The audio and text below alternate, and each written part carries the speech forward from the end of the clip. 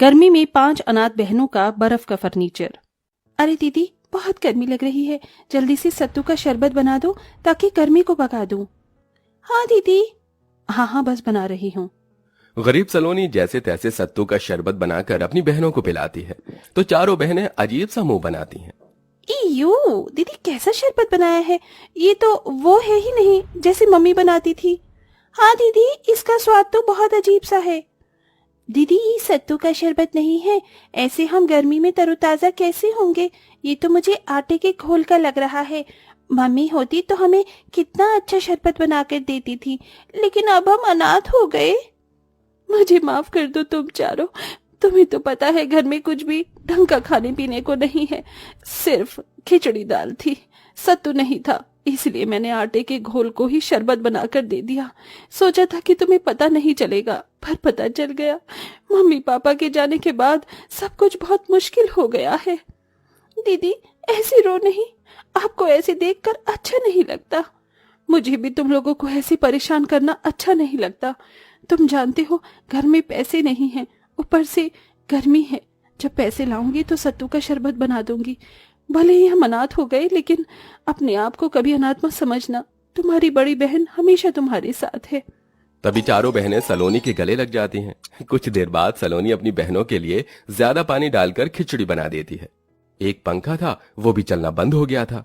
ओहो, बस इसकी कमी थी, अब ये भी बंद हो गया। अब हम गर्मी में कैसे रहेंगे। हमारे घर में कुछ भी नहीं है, ना बेड, ना सोफा, ना कुर्सी, ना खुद को देखने के लिए शीशा, और ना ही फ्रिज, वरना हम बहुत ठंडा पानी पीते। ये गरीबी और गर्मी ने हम बच्चों की जान ले रखी है। दीदी, मुझसे ये पानी वाली खिचड़ी नहीं खाई जा रही। मुझे भी दीदी खाने का मन नहीं है, मेरे को अच्छा अच्छा खाना खाना है। कचौड़ी, पूरी, मटर पनीर, दाल मखनी, चावल, आइसक्रीम, कोल्ड ड्रिंक, ये सब हमें कब खाने को मिलेगा। देखो, ये सब खाने को जब मिलेगा जब मैं नौकरी करने चली जाऊंगी। तब तक थोड़ा सब्र कर लो, मैं आज ही काम देख कर आती हूँ। फिलहाल सब मेरे साथ बैठकर खाना खा लो। ठीक है दीदी।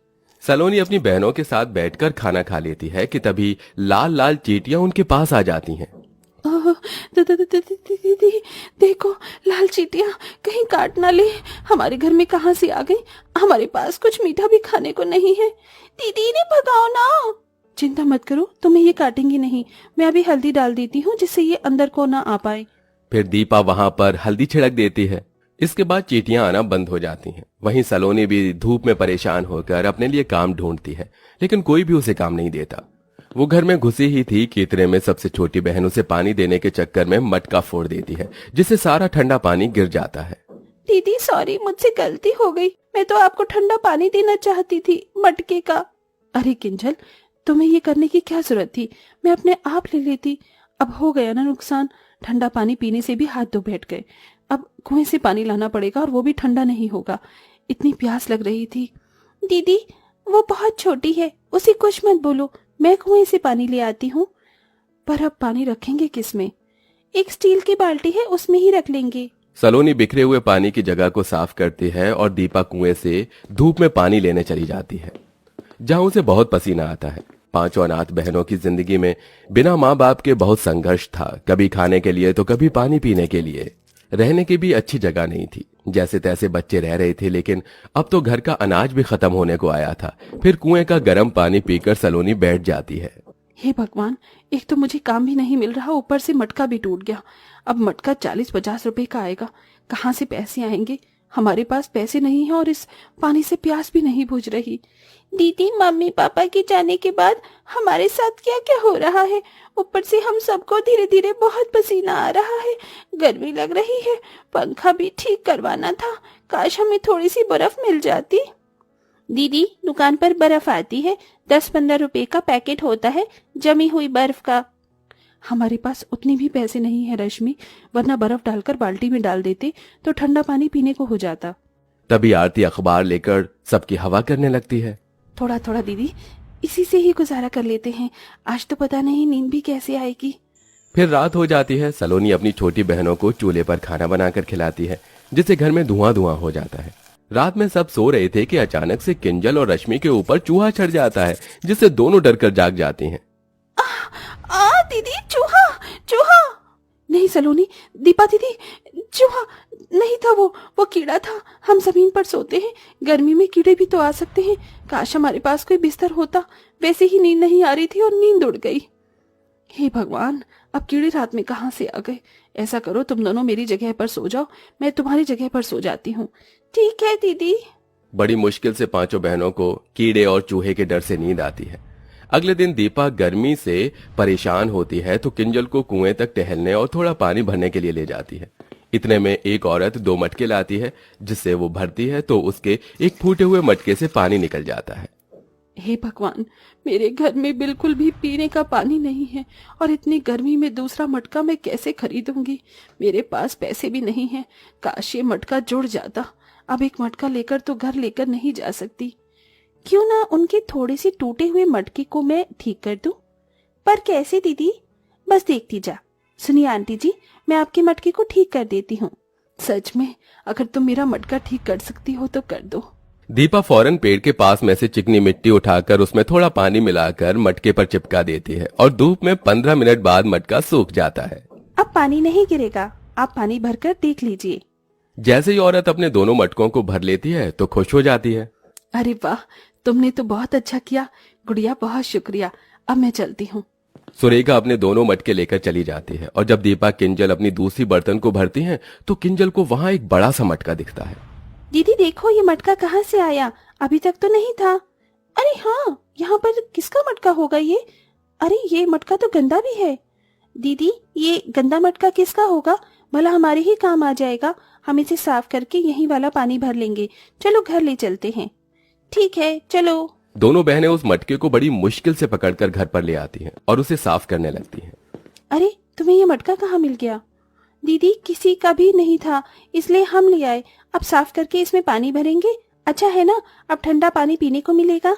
अच्छा दिखाओ, मैं साफ कर दूं। बड़ा मटका है, तुम दोनों से नहीं होगा।